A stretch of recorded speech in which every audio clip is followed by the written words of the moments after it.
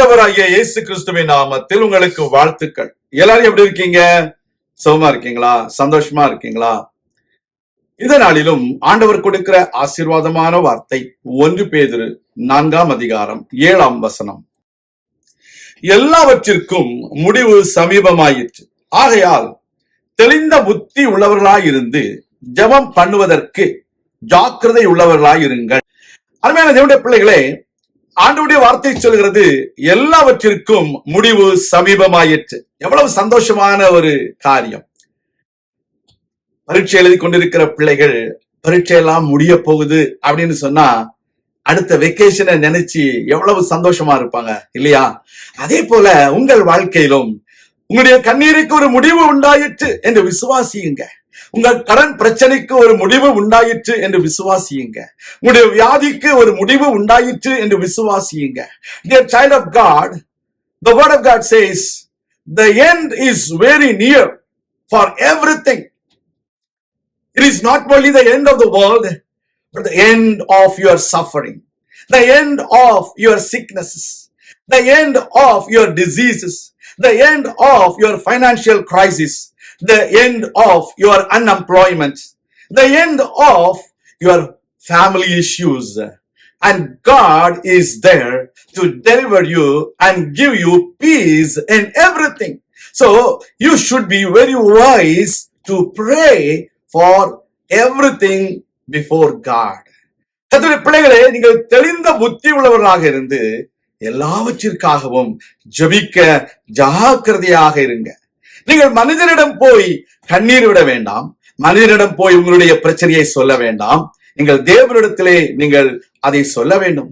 You don't need to go to human beings to tell your problems, but you need to pray and tell your problems to God so that He will make an end to every crisis in your life.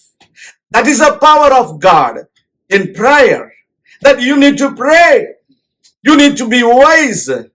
You should not blabber against the word of God. You should not murmur against God.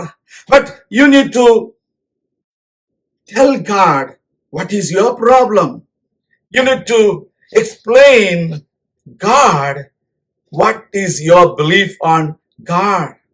கர்த்தருடைய பிள்ளைகளே, நீங்கள் தெளிந்த புத்தியுள்ளவர்களாக இருப்பீர்களானால் தேவனிடத்துல, ஆண்டவரே நான் உண்மைதான் நம்பி இருக்கிறேன், நீங்க தான் எனக்கு இந்த பிரச்சனையிலிருந்து விடுதலை கொடுக்க முடியும் என்று தெளிவாய் சொல்லும் பொழுது ஆண்டவர் உங்களுக்கு ஒரு அற்புதம் செய்வார்.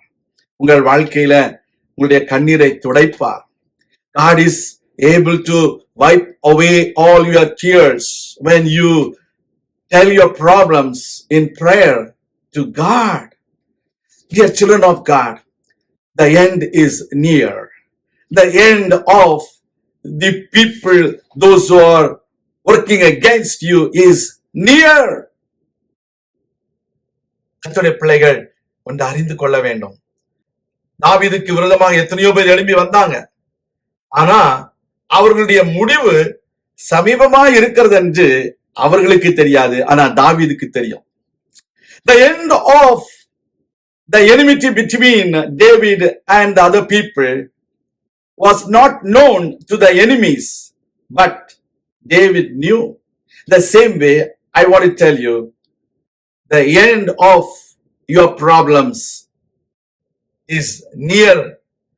The problems doesn't know. நாம் ஜெபிக்கலாமா? எங்கள் அன்பின் பரலோக பிதாவே, இந்த நாளிலும் உம்முடைய பிள்ளைகளுக்கு விரோதமாக செயல்படுகிற பிரச்சனைகளை நசரேயனாகிய இயேசுவின் நாமத்திலே உடைக்கிறோம். தேவ கிருபை, தேவ வல்லமை, தேவ பாதுகாப்பு உம்முடைய பிள்ளைகளோடு கூட இருக்கட்டும். அற்புதங்களும் அடையாளங்களும் நடைபெறுவதாக. தேவனுடைய ஆசீர்வதிக்கிற கரம், அற்புதம் செய்கிற கரம் உம்முடைய பிள்ளைகளோடு தொடர்ந்து இருக்கும்படியாக நாங்கள் ஜெபிக்கிறோம். உம்மாலே கூடாத காரியம் ஒன்றுமில்லை. தேவ கிருபையும் வல்லமையும் பாதுகாப்பும் வழிநடத்துதலும் தொடர்ந்து கூட இருக்கட்டும். ஆசீர்வதியும். இயேசு கிறிஸ்துவின் நாமத்தில் ஜெபிக்கிறோம் எங்கள் நல்ல பிதாவே, ஆமேன். கர்த்தர் தாமே உங்களை ஆசீர்வதிப்பாராக. ஆமேன்.